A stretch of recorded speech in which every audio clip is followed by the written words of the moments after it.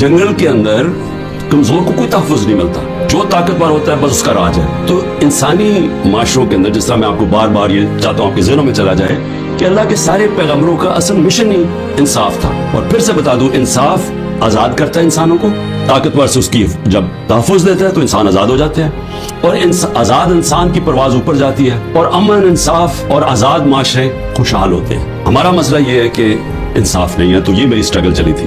तो इन 14 महीने में मुझे सही तरह अंदाजा हुआ है कि यहाँ तो बेचारा कमजोर पिस जाता है, यहाँ तो जो हमारा इंसाफ का निजाम है उस बेचारा बिल्कुल नहाता है, उसको माशरा बिल्कुल उसकी हिफाजत नहीं करता।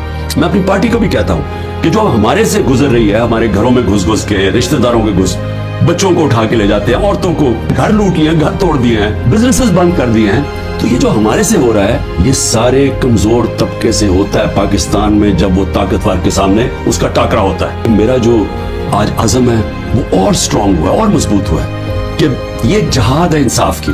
क्यों अल्लाह के पैगंबरों ने सबने इंसाफ के ऊपर बात की थी?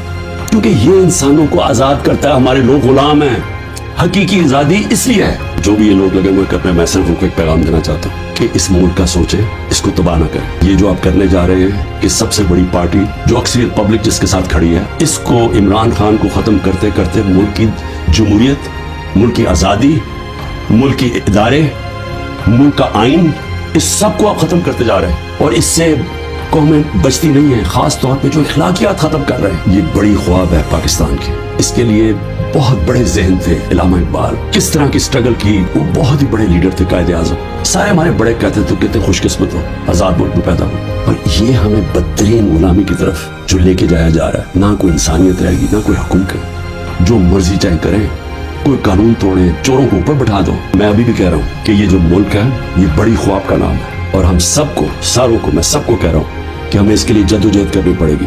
और मैं इंशाअल्लाह, फिर से मैं रिपीट करता हूँ, मैं बार बार कहता हूँ, जो भी हो जाए मैं भी हर कुर्बानी के लिए तैयार हूँ इस मुल्क की आज़ादी के लिए। और मैं आप सबको कह रहा हूँ कि आपको तैयार होना पड़ेगा कुर्बानी के लिए, क्योंकि आज़ादी घर में बैठ के नहीं मिलती, जंजीरें गिरती नहीं है, तोड़नी पड़ती है, जद्दोजहद करनी पड़ती है। पाकिस्तान जिंदाबाद।